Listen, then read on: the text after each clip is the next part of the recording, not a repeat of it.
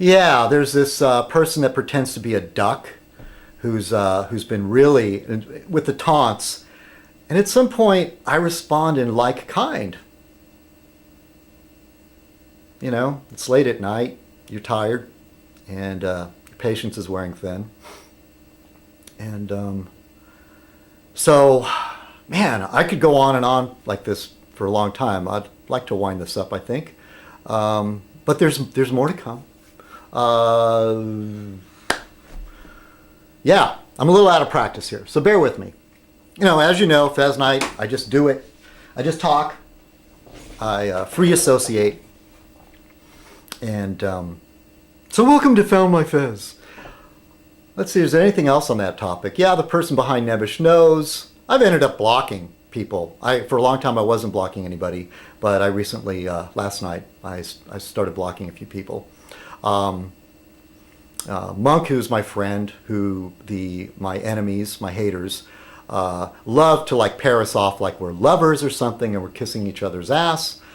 I don't see it that way. I admire his work. I admire Stan and Monk for their work with their dummies. As far as it being childish, hell, with this group here, I mean, that's what we do.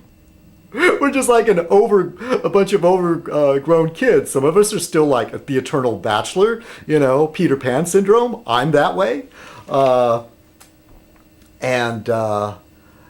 You know, it's a creative outlet. And in Italy, it's a very respected art of the puppet, of using puppets. A very respected art. And it's handed down from generation to generation. It's like a family thing, and it's very difficult for an outsider to get in the traveling puppet shows. And it's highly regarded. So the whole thing about, you know, what they do with their puppets, sure, they buy puppets from, you know, whatever source, and use them. This person that's belittling them for using puppets has used puppets in videos himself, you know? And this person, Pops, it's a lot of the kettle, calling the kettle black, in my opinion. And so there's kind of a group that I'm part of that I'd have to say. It's myself, Monk and Stan and Frank of the Mountain that are probably the ones that are engaging in this the most. And get fired up, I can't help it. So, and as far as all this free time on my hand, yeah, I know I could do retirement. I know I could. If only this happened near my retirement. Oh, it'd be so much better. So anyway, moving on. Okay, since I've been gone for so long, I want to do a shout out to people that I felt were supportive and kind. And as far as where I'm sitting. Yeah. Back to Timmy, one more thing. He keeps saying that I took things and twisted it in my imagination. And everybody has their own version of the story. But I do know for a fact, and there's people, perhaps the eggs, whoever, that troll Timmy, have reposted some of these clips, some of these videos, where he threatens to confront my ex-girlfriend, who, by the way, we're communicating again, threatened to confront her. I know where she works. I know where she does her laundry. I know where she eats. That he's going to go to her place of business. Now, there's no denying that. You're on tape saying that, you know. And this whole thing that you're a charitable, nice person, you know, I made the mistake of just assuming, you know, most old people I ever met are nice. They're cool because, you know, if they were that mean, they don't make it that long, usually. Hey, I have to give it to you, though. Your survival instincts are real good. Wearing those thick magazines under your shirt in case somebody tries to stab you. And, you know, and we all have our own versions of it. I think my thing is that it wasn't really like I needed a friend.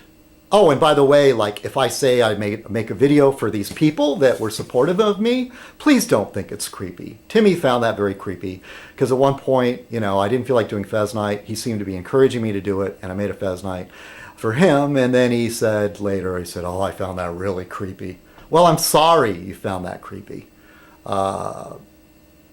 If somebody said that to me, I wouldn't find it creepy. I would find it nice.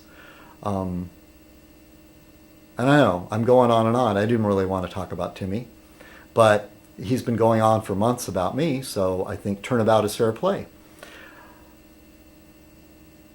And I think that he played me. I think that he confronted me first. He started taping around my neighborhood. He showed up at the Air and Space Museum where I was volunteering without any forewarning or any of that. And I took it with a grain of salt. I rolled with it. And he says that he doesn't attack anybody unless they attack him first. What I am guilty of was maintaining my friendship with people that, I guess, that didn't like Timmy, that felt they wanted to taunt him. And I took a lot of abuse because I was aligning myself with him at the time. But I was still communicating with these people, and Timmy says I was going behind his back. But for me, I do not see that I would suddenly turn on people that I've been friends with on YouTube for years just to align myself with him because he said so, okay? I think for myself. And he's a very controlling person. He expects people to do what he wants or suffer the consequences. All right, so let me just say hello to these. I'm going to read a list here. I jotted down some names. If I forget somebody, please forgive me. But I want to say hello to Sammy Stelidium Lane, Methadone for Life, Louis Arrighi, Gino, this is no particular order, Gino the Hitman, Eileen and Grace, Eileen 888, Citizen Fez, who's very, very, one of my newest friends, who has been very kind and understanding and supportive. And I really like him. And you know me, I'm an Anglophile. And so one thing we have strangely in common is that he just loves America. He's fascinated by the States and American culture. And I'll tell you, Citizen Fest, if you ever come over here, it's a big country. There's a lot to see. And I love my country. I think the United States, I mean, not their imperialistic, taking over the world stuff so much, but it's the tradition because we were a British colony, and look what the Brits did. They tried to take over the world too. But I say much more benevolently, in a much nicer way than, let's say, Alexander the Great or Napoleon or Hitler, okay? And so I'm fascinated by my ancestors' homeland, and he is fascinated with the colony here now that has now become the United States of America. All right, Citizen Fest, here, cheers to you. And I'm flattered. I'm flattered that he's taken from my channel. I'm not going to say like Timmy, oh, he's copying me, stole my ideas. No, and the people that say he's kissing my ass, screw you. You're idiots. Where does that come from, God, such hatred. Let's see. My balls is hairy. Barfly Brooks, who I talk to regularly, is going through a difficult time. And cheers to you, Barfly Brooks. He's been, excuse me. He's been staying out of this stuff. I think that's why I'm choking on that. I'm choking on this terrible war that's been happened. Yeah, repercussions on both sides. Hateful things said all around. I'd have to say, as far as Frank of the Mountain and Monk and myself go, we all have our different styles. I think Monk's style is especially mean. But there's some people that love it. There's some people that sit on the sidelines. Are you going to take that? And I think Frank of the Mountain style is very, very dry and very witty and off the wall. And Pops is calling him a no talent, a failed musician. Where do you get off saying that? The guy supports himself and his family on his music and his work. And it's not just music. I mean, he was working on location for a film there.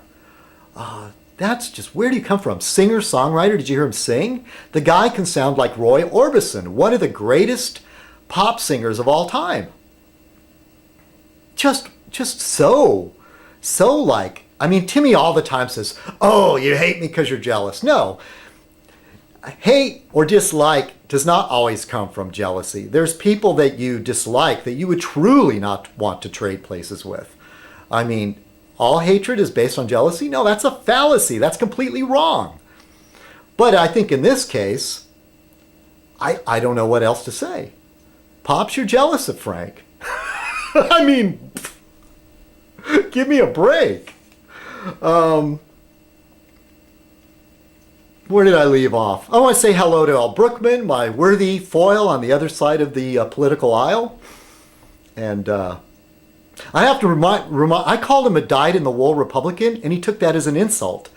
Essentially, I don't have the definition in front of me, but it's not an insult. It means that you are steadfastly a Republican. You've made up your mind through whatever means. I mean, being dyed in the wool, I mean, you take this wool that hasn't been colored and goes through this process, you know, he likened it to forging steel, okay?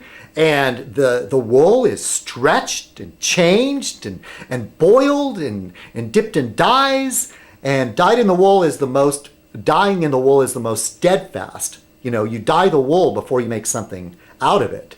I guess the cheaper way is that you make something from wool and then you decide what color you're going to dye it. But dyed in the wool is not an insult. Sir, my good man. I mean, it is like, I'm more or less was just stating my opinion, and I see that as being a dyed in the wool Republican.